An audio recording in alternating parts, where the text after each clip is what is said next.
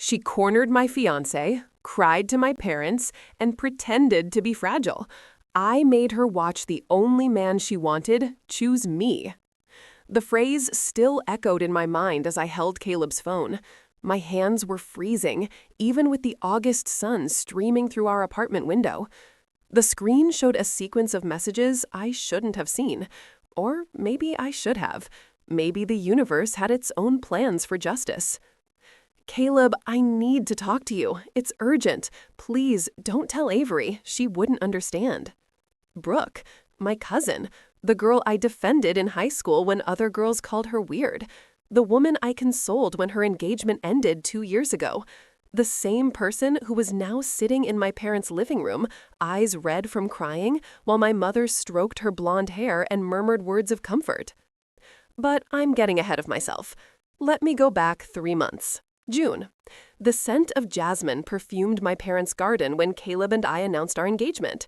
Champagne foamed in glasses, laughter filled the air, and my father made an embarrassingly emotional toast about finally getting the son he always wanted. Everything was perfect. Almost perfect. Brooke was in the corner of the garden, holding her glass so tightly her knuckles turned white. She smiled when our eyes met, a smile that didn't reach her gray eyes. But I ignored it.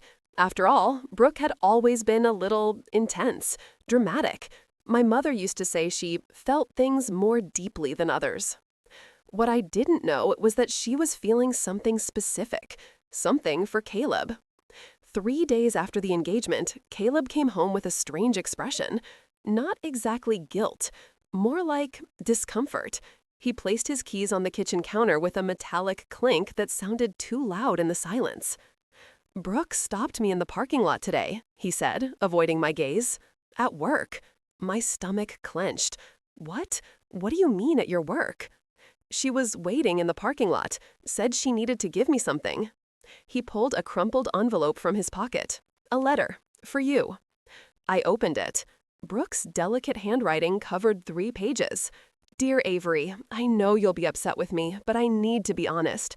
She confessed that she had confused feelings for Caleb, but that she would never act on them because our friendship was sacred. She apologized for putting this burden on me, but she needed to be authentic. This is weird, I said, rereading the words. Every sentence dripped with performative vulnerability. Why didn't she give this to me directly? She said she was too embarrassed. Caleb ran a hand through his dark hair, a habit he had when he was stressed. Avery, I swear, I never gave her any indication that I know I took his hand. I know you didn't. But a seed of doubt was planted. Not in Caleb, in Brooke. The following week, my mother called me. Honey, can we talk about Brooke? My parents' house still smelled of cinnamon and apple. My mother was making pie, as she always did when she was worried. She served me tea in her favorite blue porcelain, the one with tiny white flowers that made me think of simpler days. Brooke came to visit me yesterday, my mother began, stirring her tea nervously. She was very upset, Avery, crying, said you've been cold to her, distant. Cold? I choked on my tea. Mom, she confessed to being in love with my fiancé. She said you misunderstood, that she was just being honest about old feelings she's already moved past. My mother touched my hand. You know how sensitive Brooke is. She's feeling left out of the wedding preparations. Because she's trying to seduce my fiancé. Avery, my mother recoiled, shocked. What a horrible thing to say. Brooke wouldn't do that. She's family. The cup trembled slightly in my hands. The liquid formed small ripples, reflecting the kitchen lights. Family. The word Brooke used as a shield, as if DNA were a blank check to destroy. Mom, don't you think it's strange that she went to Caleb's work? That she's crying to you instead of talking to me directly? But my mother already had that look, that you're being dramatic look I'd known since childhood. Susan told me Brooke has been going through a tough time. The broken engagement still affects her. Maybe you could be more understanding. Understanding. The word that was always used to excuse Brooke. When she accidentally spilled wine on my prom dress. When she forgot to invite me to her 21st birthday. When she told my ex-boyfriend I'd hooked up with someone else. A lie. There was always an excuse. Brooke was fragile. Brooke didn't mean to. Brooke deserved compassion. I drove back home with my hands gripping the steering wheel. The sky was turning pink, that late afternoon pink I usually found beautiful. Now it just seemed strange, displaced. Nina, my best friend since college, was waiting for me at the apartment with pizza and wine. She saw my face and already knew.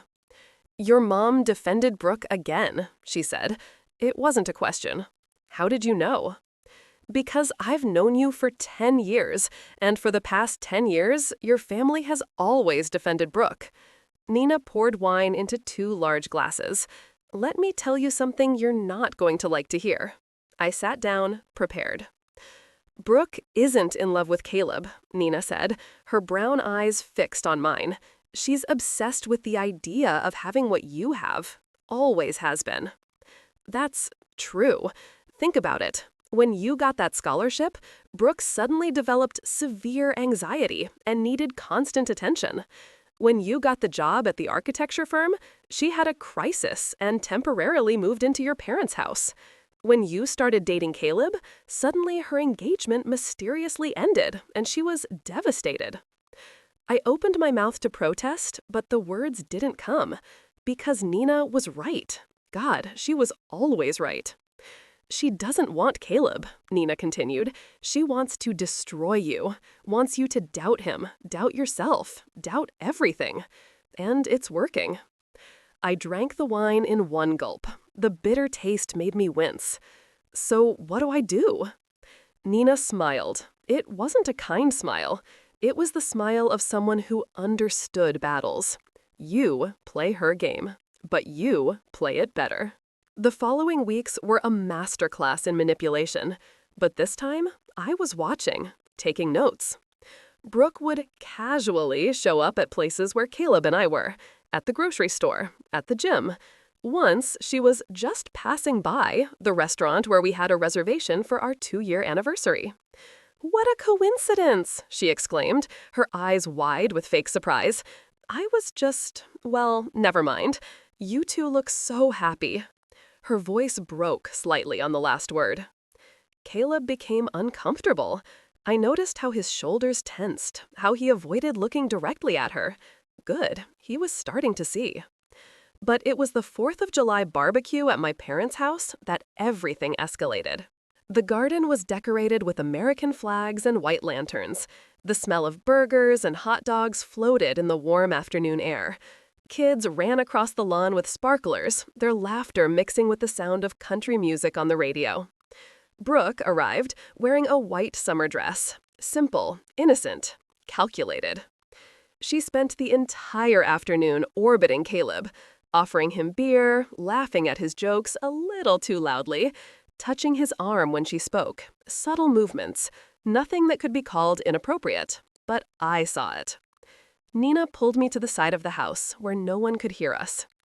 "She's doing this in front of everyone," Nina whispered, her eyes gleaming with anger. "She wants someone to notice, wants someone to tell you they saw something. Then, when you react, you're the one who'll look like the crazy jealous one." I know. My nails dug into my palms. I'm seeing it. "So what are we going to do?" Before I could answer, I heard my mother's voice calling everyone to the garden. Time for fireworks. We settled on the lawn. Caleb was by my side, his hand finding mine in the dark. On his other side, because of course, Brooke sat. So close, their shoulders almost touched. The first fireworks exploded in the sky. Blue, red, gold. Each burst illuminated the faces around. And in one of those flashes, I saw it. Brooke had her head resting on Caleb's shoulder. He pulled away immediately, as if he'd been shocked. But too late, Aunt Susan had seen, my father had seen, and by the look on my mother's face, she had seen too. But what they saw wasn't Brooke being inappropriate. What they saw was Caleb being cold to a vulnerable girl who just wanted comfort during fireworks. Brooke always had a fear of loud fireworks. After the fireworks, Caleb was silent in the car. His hands gripped the steering wheel so tightly his knuckles turned white. "I pulled away," he said finally. "You saw I pulled away, right?" "I saw." "Then why do I feel like I did something wrong?" His voice was strained. "Why do I feel like everyone in that garden is judging me?" "Because that's her game." I looked out the window, watching the city lights pass by.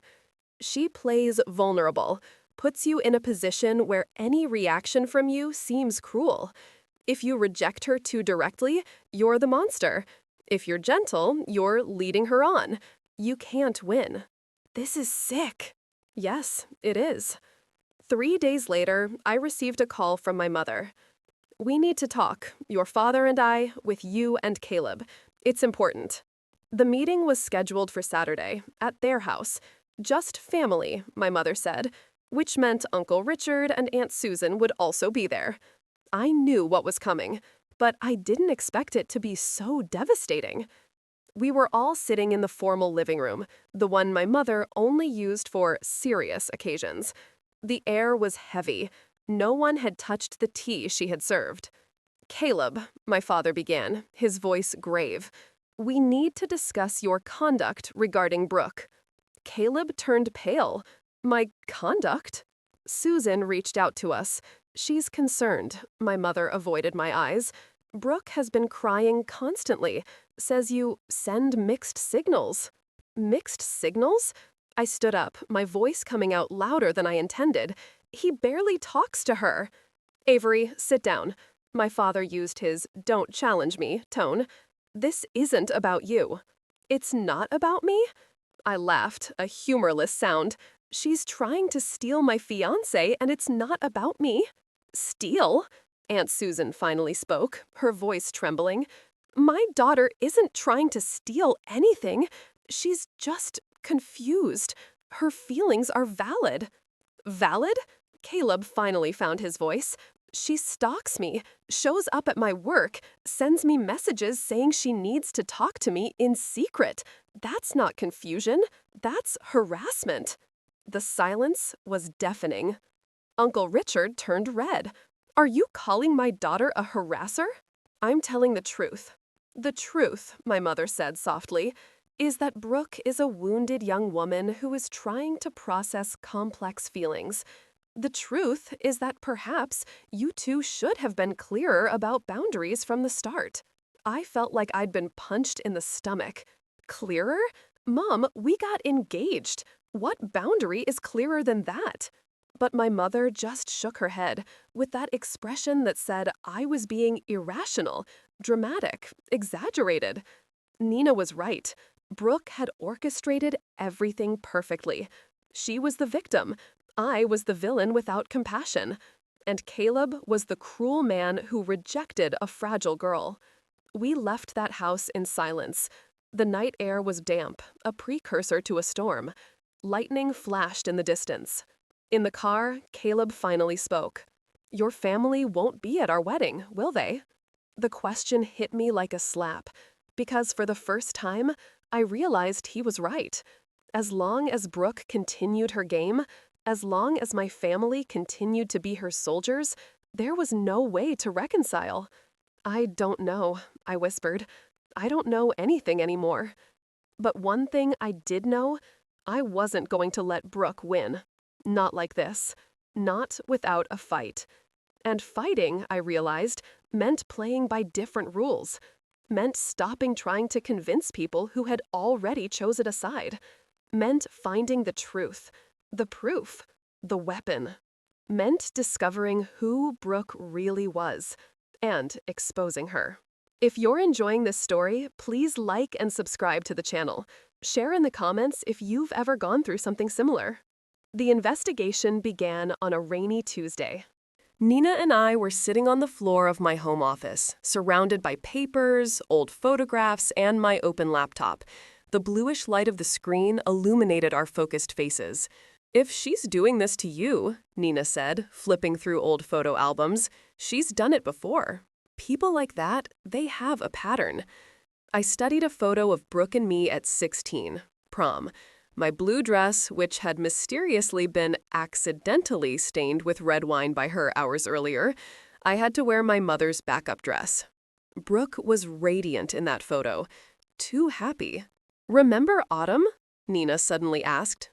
Autumn. The name made me freeze. Autumn Sterling, a high school girl who briefly dated Brooke's crush.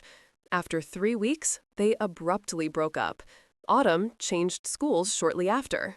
Brooke said Autumn had mental problems, I murmured, the memory coming back. That she made up stories about people. Convenient. Nina typed something into the laptop. "Look at this." It was a Facebook profile. Autumn Sterling. Now Autumn Peterson. Married, 2 children, living in Colorado. And at the top of the profile, a recent post. 12 years free of toxic people. The best decision I ever made was to walk away. To anyone dealing with narcissists, you're not crazy. You're being manipulated. Nina and I looked at each other. "I'll message her," I said. Autumn's reply came 3 hours later, and with it, the first revelation. "Avery, I remember you. You were always kind to me. As for Brooke, there are things I never told anyone. Things she did. Can I call you?" The call lasted 2 hours. When it ended, my hands were trembling. Not from anger, from something deeper. Horror. Recognition.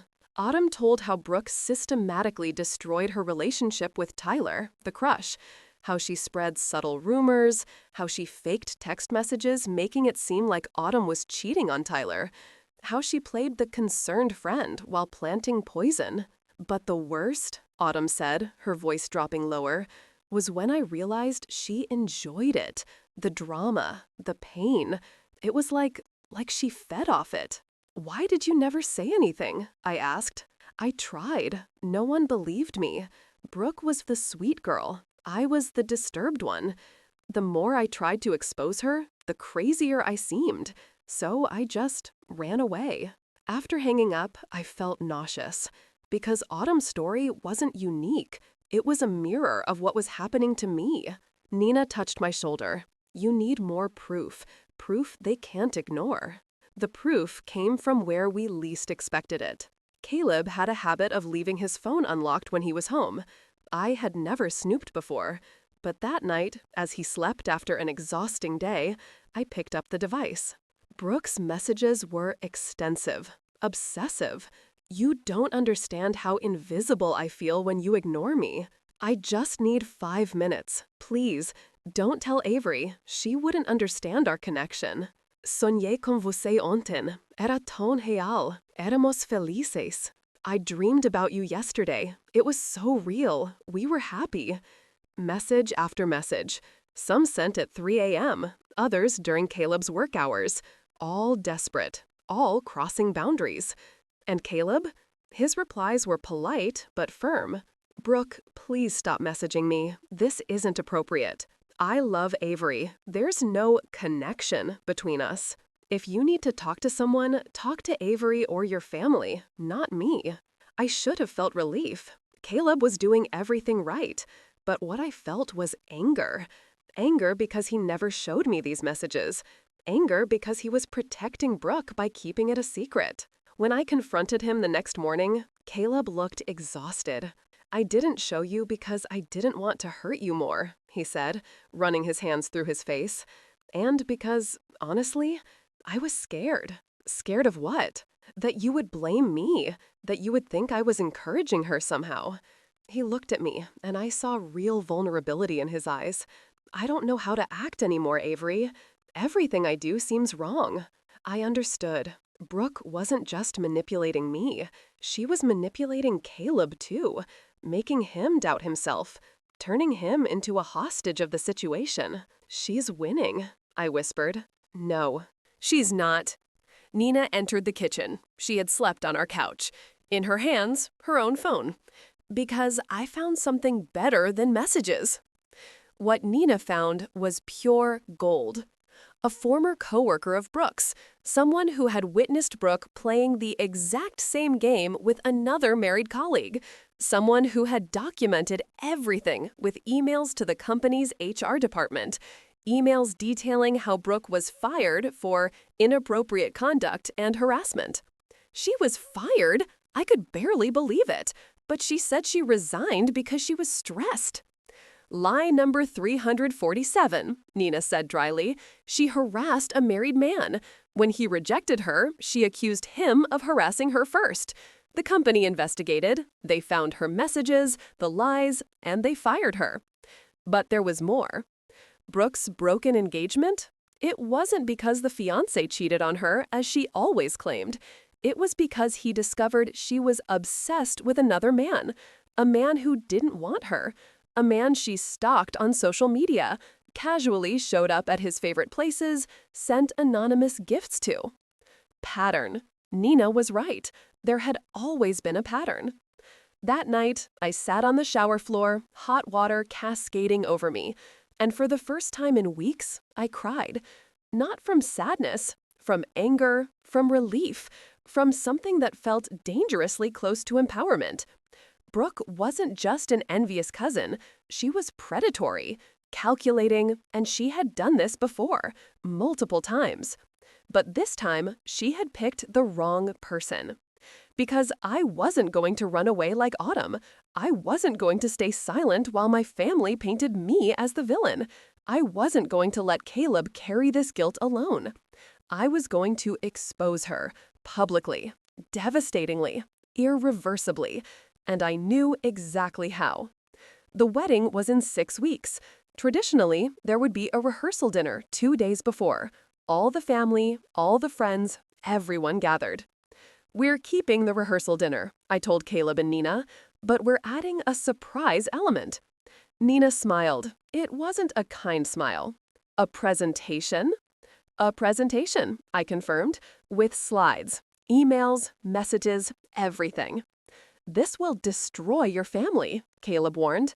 No, it will free my family, I took his hand, from the lies, from the manipulation, from Brooke.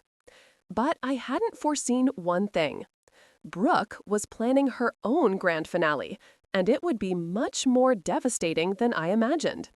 The bomb dropped on a Thursday, 2 weeks before the wedding. I was in the office reviewing the final details of a client project when I received a call from my father. His tone was cold, controlled, the kind of control that precedes an explosion. Come home, now. Your mother is in pieces. My heart pounded. What happened? Is she okay? It's not about her health. It's about you and Caleb. When I arrived, half the family was there. Uncle Richard, Aunt Susan, my mother on the couch with red eyes, and Brooke sitting in a chair with her hands in her lap, the perfect picture of contained sadness. On the coffee table, there was a stack of printed photographs. I picked them up. My hands instantly went cold. The photos showed Caleb in various situations, with a woman, a brunette I didn't recognize, conversing closely in a cafe, laughing together. One particularly damning photo showed him touching her arm. My father said, "She was investigating because she was worried about you." I looked at Brooke. Her eyes were moist, but something shone in them. Triumph. "Avery," she said softly, "I didn't want to believe it, but I saw them together several times. I had to be sure before telling you. I took the photos because I knew you wouldn't believe it without proof." My world was spinning. Who is this woman? "Her name is Veronica Chen," Brooke continued. "She works in the same building as Caleb. They have lunch together, a lot." "Because she's his colleague," the words came out in a shout. "He mentioned her. She's an engineer, works in another department. They have lunch with the whole group." "The group?" Aunt Susan held up a specific photograph. "Doesn't look like a group here." The photo showed Caleb and Veronica leaving a building. Just the two of them. He held the door for her. A chivalrous gesture that looked suspicious through Brooke's phone lens. "You stalked her," I said, slowly, looking at Brooke. "Followed my fiancé, took photos out of context, and now you're presenting this as proof of cheating?" "I was protecting you," Brooke's voice broke. Tears began to fall. Oscar-level performance. I know you hate me. I know you think I'm obsessed with Caleb, but I still care about you. We're still family. Brooke is right, my mother said softly. She came to us devastated, crying. She didn't want to believe it. But Avery, her voice became firm, you need to open your eyes. Open my eyes? I laughed, a sharp, hysterical sound. Can't you see what she's doing? My father stood up. What we're seeing is evidence, photographic, that the man you're going to marry might be cheating on you. He's not cheating on me. I held the photos so tightly they crumpled. This is manipulation. She followed him, waited for moments that would look suspicious, and why are you defending him instead of investigating? Uncle Richard interrupted. If you have nothing to hide, why not call him now? Ask about this Veronica. It was a trap. I could feel it. If I called Caleb now, defensive and accusatory, I would be exactly what Brooke wanted, the paranoid, jealous fiancé. But if I didn't call, it would look like I was afraid of the truth. I'll do better than that, I said, my voice calmer than I felt. I'll bring Caleb here, now, and we'll sort this out in front of everyone. Brooke turned pale. Just for a second, but I saw it. Caleb arrived 20 minutes later, confused and annoyed at being called away from an important meeting. When he saw the crowded room, his expression changed to alarm. What's going on? I threw the photos in front of him. Do you want to explain this?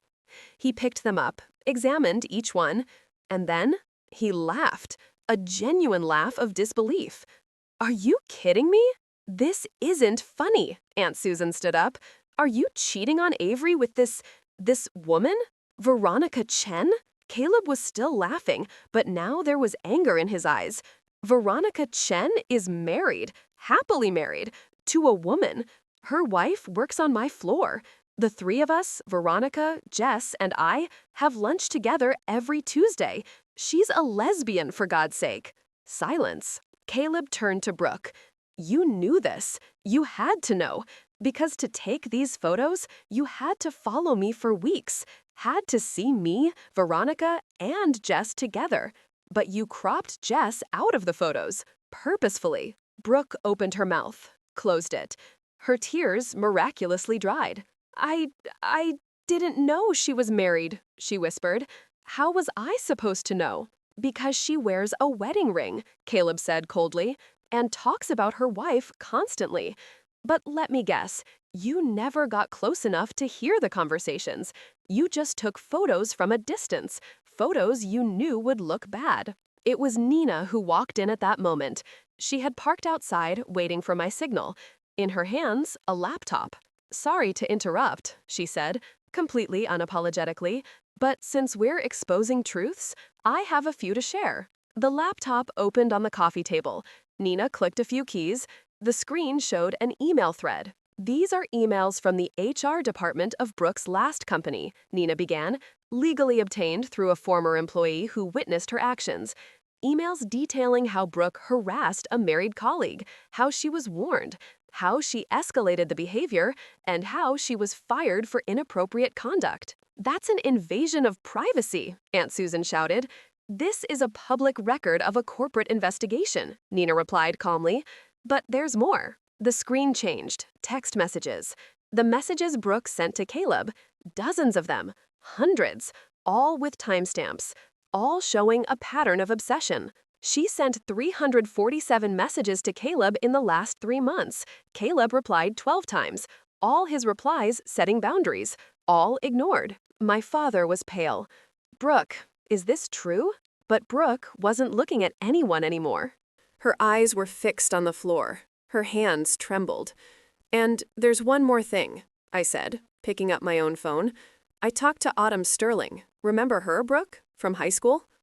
Brooke looked up. For the first time, I saw real fear there. Autumn told me everything. How you destroyed her relationship, how you faked messages, how you made her look crazy when she tried to expose you. I moved closer to her. And I talked to Tyler also. You know, the guy you were obsessed with? He remembers. Remembers you stalking him, remembers you showing up at his house unannounced, remembers you threatening to hurt yourself if he didn't break up with Autumn.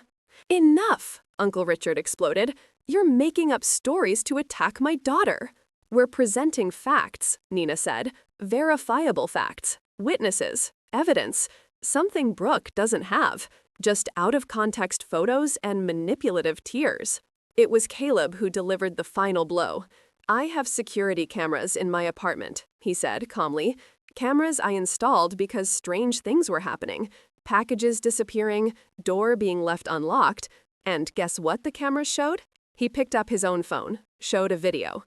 Brooke, entering his building, following someone through the security door, going up to his floor, standing still in front of his door for almost 10 minutes, just looking. That was last week, Caleb said. You went to my apartment. You stood there for 10 minutes. Then you left. Why, Brooke? What were you planning to do? The silence in the room was deafening. Brooke was trembling now, not from sadness, from something darker. Her hands gripped the arms of the chair so tightly her knuckles turned white. You don't understand, she whispered. You never understood. Then help us understand, my mother said. And for the first time, I heard doubt in her voice. Brooke, honey, what's going on? And then Brooke exploded. What's going on? She stood up, her voice echoing. What's going on is that Avery has everything. Everything. Always has. The perfect parents, the perfect grades, the perfect career, and now the perfect man. And me, I have nothing. The tears were real now, but they weren't of sadness. They were of pure, distilled rage. I worked twice as hard as you at everything, she continued, pointing at me. But you were always the favorite, the darling. Avery got a scholarship. Avery got the job. Avery this, Avery that. And when I finally got something, anything, you found a way to overshadow it. Brooke, that's not, my mother began. Shut up, Brooke turned to her. You too, Aunt Margaret. Always saying how I should be more like Avery, more focused, more confident. As if I didn't try? As if I didn't want to be loved the way you love her? Aunt Susan was crying. Daughter, we love you. No, you pity me. It's different. Brooke violently wiped her face. And when Caleb chose her, when I saw him looking at her the way I always wanted someone to look at me, I just thought, why not me? Why never me? She slumped back into the chair, sobbing. So I tried. I tried to make him see me. I tried to make all of you see that she's not perfect, that she doesn't deserve all this, that her voice broke, that I could be good enough if someone just gave me a chance. The silence that followed was different, not of anger or defense, but of something heavier, understanding, pity, horror. Because for the first time, everyone saw, truly saw, not the sweet, fragile cousin, but a woman broken by years of comparisons, of never feeling enough, of turning pain into poison. Brooke, I said softly, kneeling in front of her, I never wanted to hurt you, never wanted you to feel less. But I do, she whispered. I always do. Then you need help, Caleb said, not cruelly, but firmly. Because this, he gestured to the papers, the photos, the evidence, this isn't healthy, for you or for anyone. Aunt Susan approached her daughter. Let's go home, honey. Let's find someone to talk to. Let's fix this. But as they left, Brooke looked back one last time. And what I saw in her eyes wasn't regret. It was hate. The rehearsal dinner happened as planned, but it was different from what anyone imagined. It wasn't an exuberant celebration. It was smaller, more intimate. A few loyal friends. Nina, of course. And surprisingly, my parents. My mother had spent the 2 weeks since the confrontation in silence. Not the cold silence of anger, but the heavy silence of reflection.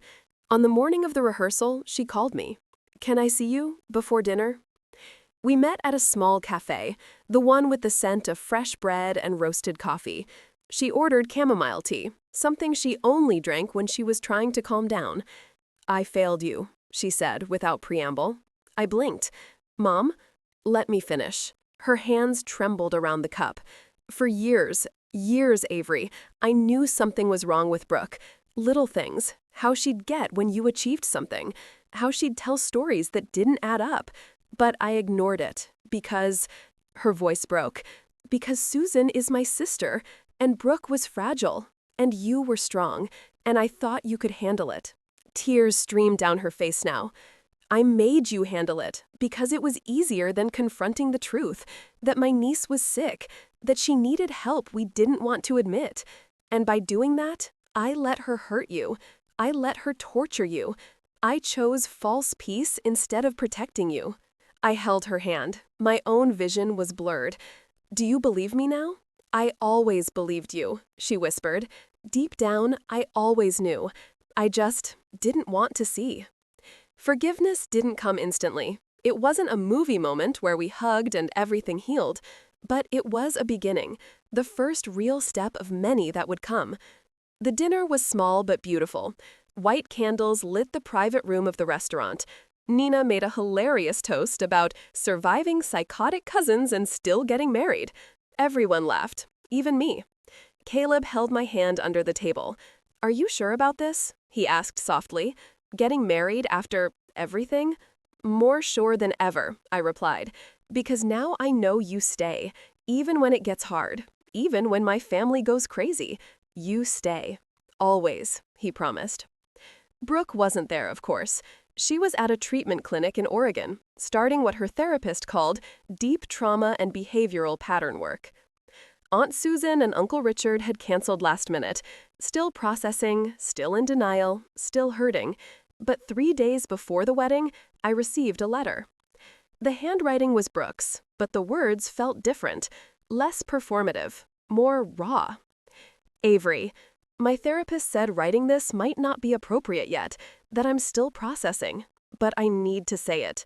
I don't hate you. I never hated you. I hated how you made me feel about myself. Hated that your mere existence reminded me of everything I'm not. That's not an excuse, just the truth. I did horrible things, things I can't undo. I hurt you, Caleb, and myself. And the scariest part of me still thinks I was justified. My therapist says that's the disorder talking. I want to believe him. I'm not asking for forgiveness. I don't deserve it. Not yet. Maybe never. But I am saying that I see. I finally see the monster I became. And I'm trying. God, I'm trying so desperately to be something different. Be happy, Avery. You deserve it. You always deserved it. B." I read the letter 3 times.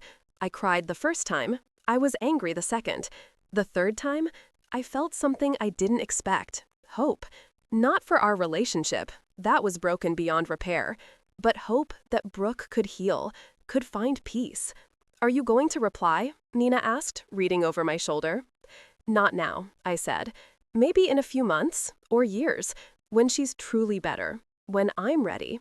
And what if you're never ready? Then that's okay too." I folded the letter. Forgiveness doesn't mean reconciliation. It means freeing myself from the weight of anger, and I'm ready for that. The wedding was on a sunny September Saturday. Small, only 50 people. My parents were there, tears streaming as my father walked me down the aisle.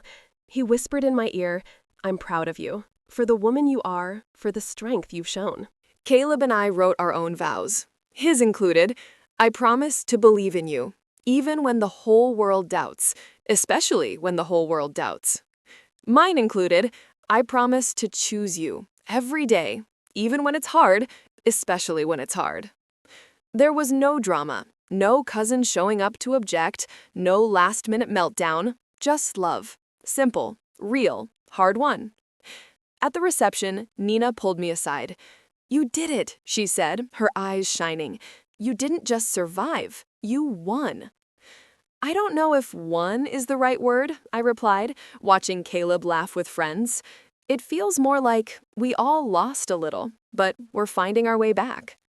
Months later, I learned that Brooke was progressing. She had gotten a job at a library, was living alone, going to therapy 3 times a week, had blocked all social media, her choice, to remove comparison temptations. Aunt Susan called me occasionally. Short conversations, awkward, but honest. She asks about you, Susan said on one call. Not in a weird way, just how you are, if you're happy. You can tell her yes, I replied, that we're happy. She'll be glad to know. Healing wasn't linear. There were bad days. Days when I woke up and felt the anger from everything Brooke had done. Days when Caleb woke up startled from nightmares where he was being accused of things he hadn't done. But there were more good days. Days when we made breakfast together and laughed at inside jokes. Days when I looked at my wedding ring and felt pure gratitude. Days when I realized the storm had passed and we were still standing. A year after the wedding, Nina and I were having coffee on a lazy Sunday. "Have you forgiven her?" she asked suddenly. I thought about it, really thought about it. "I forgave what she did," I said finally. "Not for her, for me, because carrying that anger was destroying me. But forgiveness doesn't mean reconciliation. It doesn't mean trusting again. It doesn't mean letting her back into my life. It means that when I think of her now, I don't feel hate. I feel pity, compassion, hope that she finds peace, and relief that she's no longer my problem to solve." Nina smiled. "That's growth. That's survival." That night, Caleb and I were lying in bed, I reading and he playing something on his phone. Normal life, peaceful life. "You know what's funny?" he said suddenly. "What?" "Brooke wanted me to see you as she saw you, flawed, unworthy, less." He turned to look at me. "But all she did was show me how strong you are, how many storms you can face and still stand tall, still choose love over bitterness." "I chose us," I corrected. "You chose right." And as we slept that night, intertwined and safe, I thought about everything that had happened. The pain, the betrayal, the revelation, the healing. Family isn't about blood. It's about who chooses to stay when everything falls apart. It's about who believes you when everyone doubts. It's about who loves you, not despite your battles, but because of the strength they revealed. And I had found my true family, not in DNA, but in choice. This story shows us that the most dangerous people are not always obvious. Sometimes they come disguised as victims, with tears, with performative fragility. But the truth, eventually, always finds its way to the light. And when it does, you need to be ready, not for revenge, but for liberation. Emotional manipulation is real, family gaslighting is real, and the strength it takes to stand up and say no more is monumental. But you have that strength. You always have. If this story touched you, don't forget to subscribe to the channel and hit the bell icon so you don't miss any exciting stories. Leave a comment. Have you ever had to confront someone everyone thought was innocent? How did you deal with it? Always remember, you're not crazy. You're seeing clearly. And for you watching now, true family doesn't make you question your sanity. True love doesn't make you beg to be believed. And true strength comes from choosing yourself, even when the whole world tells you to yield. More stories are appearing on your screen now. Stories of courage, of truth, of people who refuse to be silenced. Watch, share, and never forget, you deserve to be believed. And you? What do you value more, the false peace of denial or the painful freedom of truth?